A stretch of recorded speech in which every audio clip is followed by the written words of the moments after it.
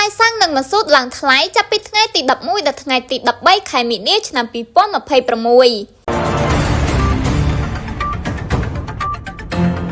ក្រសួងពាណិជ្ជកម្មបានចេញសេចក្តីប្រកាសកំណត់តម្លៃលក់រាយប្រេងឥន្ធនៈសម្រាប់អនុវត្តចាប់ពីថ្ងៃទី11ដល់ថ្ងៃទី13ខែមីនាឆ្នាំ2026ដោយសាំងធម្មតាមានតម្លៃ 5,200 រៀលក្នុង1លីត្រនិងប្រេងម៉ាស៊ូតមានតម្លៃ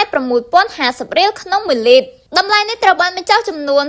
6.5 សេនដុល្លារក្នុង1លីត្រតាមការណែនាំរបស់សម្ដេចធិបតីហ៊ុនម៉ាណែតនាយករដ្ឋមន្ត្រីនៃកម្ពុជាដើម្បីជួយសម្រួលបន្ទុកចំណាយរបស់ប្រជាពលរដ្ឋការកើនឡើងនៃតម្លៃប្រេងឥន្ធនៈនេះត្រូវបានចាត់ទុកថាអាចមានឥទ្ធិពលទៅលើការចំណាយប្រចាំថ្ងៃរបស់ប្រជាពលរដ្ឋជាពិសេសអ្នកប្រើប្រាស់យានយន្តក៏ដូចជាអាចប៉ះពាល់ដល់ថ្លៃដឹកជញ្ជូនទំនិញនិងសេវាកម្មផ្សេងៗដែលពាក់ព័ន្ធនឹងការប្រើប្រាស់ប្រេងឥន្ធនៈផងដែរជាមួយគ្នានេះក្រសួងពាណិជ្ជកម្មបានបញ្ជាក់ថាការកំណត់តម្លៃប្រេងឥន្ធនៈនៅកម្ពុជាត្រូវបានធ្វើឡើងជាប្រចាំដោយផ្អែកលើស្ថានភាពទីផ្សារប្រេងឥន្ធនៈអន្តរជាតិនិងការគ្រប់គ្រងក្នុងស្រុកដើម្បីធានាឲ្យមានតុល្យភាពនៅក្នុងទីផ្សារនិងការពារផលប្រយោជន៍អ្នកប្រើប្រាស់គូបញ្ជាក់ថាក្រសួងពាណិជ្ជកម្មតែងតែចេញសេចក្តីប្រកាសជូនដំណឹងអំពីតម្លៃប្រេងឥន្ធនៈជាប្រចាំដើម្បីឲ្យសាធារណជននិងម្ចាស់អាជីវកម្មអាចទទួលបានព័ត៌មានដ៏ច្បាស់លាស់និងរៀបចំផែនការចំណាយឲ្យសមស្របទៅតាមការផ្លាស់ប្ដូរនៃតម្លៃប្រេងឥន្ធនៈលើទីផ្សារ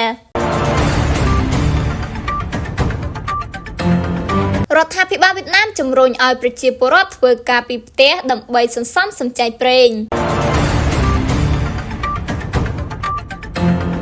រដ្ឋាភិបាលវៀតណាមបានជំរុញឲ្យប្រជាពលរដ្ឋនិងបុគ្គលិកក្នុងវិស័យរដ្ឋនិងឯកជនពិចារណាធ្វើការពីផ្ទះក្នុងករណីដែលអាចធ្វើទៅបានដើម្បីចូលរួមចំណែកសន្សំសំចៃប្រេងឥន្ធនៈនិងកាត់បន្ថយការចំណាយលើការដឹកជញ្ជូនវិធានការនេះត្រូវបានលើកឡើងនៅក្នុងបរិបទដែលតម្លៃប្រេងឥន្ធនៈនៅលើទីផ្សារអន្តរជាតិកំពុងមានការប្រែប្រួលនិងឡើងថ្លៃតាមការបញ្ជាក់របស់អាជ្ញាធរវៀតណាមវិធានការជំរុញឲ្យធ្វើការពីផ្ទះគឺជាវិធីសាស្ត្រមួយដែលជួយកាត់បន្ថយចរាចរណ៍នៅតាមទីក្រុងធំៗដូចជាទីក្រុងហាណូយនិងទីក្រុងហូជីមិញជាដើមដែលជាទីកន្លែងដែលមានយានយន្តច្រើននិងប្រើប្រាស់ប្រេងឥន្ធនៈនៅក្នុងបរិមាណខ្ពស់ជារៀងរាល់ថ្ងៃអាជ្ញាធរវៀតណាមបានលើកឡើងថាក្រុមហ៊ុននិងស្ថាប័នអាចអនុវត្តការងារពីផ្ទះសម្រាប់មុខតំណែងដែលអាចប្រើប្រាស់បច្ចេកវិទ្យាឌីជីថលដូចជាការប្រជុំតាមអ៊ីនធឺណិតការងាររដ្ឋបាលនិងការងារដែលមិនចាំបាច់មានវត្តមាននៅក្នុងការិយាល័យជាប្រចាំជាដើមវិធានការនេះក៏ត្រូវបានគេរំពឹងថានឹងជួយបន្ថែមប្រសិទ្ធភាពការងារនិងបង្កើនភាពបត់បែននៅក្នុងការគ្រប់គ្រងពេលវេលារបស់បុគ្គលិកផងដែរ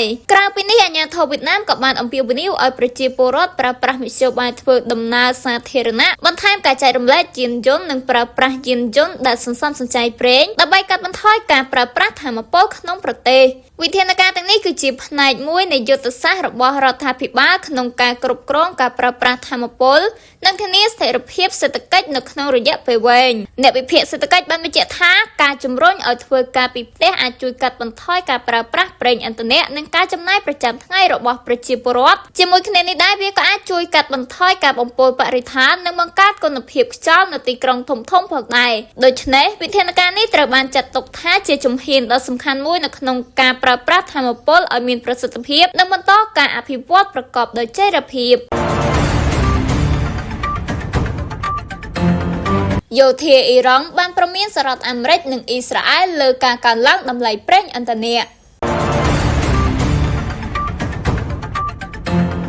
មន្ត្រីយោធាអ៊ីរ៉ង់បានចេញការព្រមានយ៉ាងខ្លាំងទៅកាន់សហរដ្ឋអាមេរិកនិងអ៊ីស្រាអែលដោយបញ្ជាក់ថាប្រសិនបើប្រទេសទាំងពីរនៅតែបន្តសម្ពាធឬសកម្មភាពយោធាចំពោះអ៊ីរ៉ង់នោះទីផ្សារប្រេងពិភពលោកអាចប្រឈមនឹងការកើនឡើងខ្លាំងដល់កម្រិតលើសពី$200ក្នុង1បារ៉ែលតាមការលើកឡើងរបស់មន្ត្រីយោធាអ៊ីរ៉ង់ការកើនឡើងនៃភាពតានតឹងនៅតំបន់មជ្ឈមបូព៌ាអាចប៉ះពាល់យ៉ាងខ្លាំងដល់ការផ្គត់ផ្គង់ប្រេងឥន្ធនៈពិភពលោកប្រទេសអ៊ីរ៉ង់គឺជាអ្នកផលិតប្រេងមួយដ៏សំខាន់នៅក្នុងតំបន់ហើយផ្លូវដឹកជញ្ជូនប្រេងតាមសមុទ្រដ៏សំខាន់មួយចំនួនគឺស្ថិតនៅជិតតំបន់ដែលអ៊ីរ៉ង់មានឥទ្ធិពលផងដែរដូច្នេះប្រសិនបើមានការប៉ះទង្គិចយោធាឬការកើនឡើងនៃភាពតានតឹងនោះអាចបណ្ដាលឲ្យមានការរំខានដល់ការដឹកជញ្ជូនប្រេងនិងជំរុញឲ្យតម្លៃប្រេងនៅលើទីផ្សារអន្តរជាតិមានការកើនឡើងខ្លាំង